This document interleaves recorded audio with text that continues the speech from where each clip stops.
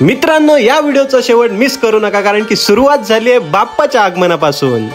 गावोगावी भजन सुरू होती, आरत्या सुरू होत्या, बाप्पाच्या भक्तीत पूर्ण गाव रंगलं होतं।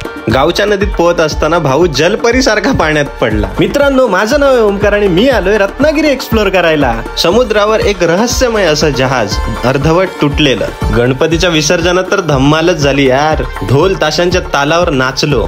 विसर्जन झाल्यावर पहिला थेट ताव मारला तो म्हणजे चिकनवर। आईच्या हातची चुलीवरची गरमागरम भाकरी। श्री कराटेश्वर देवस्थान, समुद्राच्या कुशीत वसलेलं असं एक हे मंदिर, जय विनायक मंदिर, जिथे 800 किलो वजन असलेली पंचधातूंपासून बनलेली मूर्ती। खालगावामधील ग्रामदेवता मंदिर।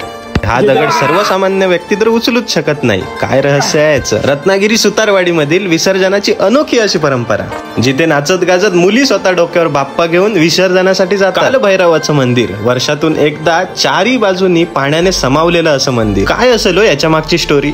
अरे थांबा, ही तर फक्त झलक आहे मित्रांनो।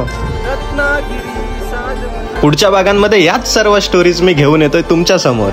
बघताय काय? फॉलो करा, लवकरच भेटूया।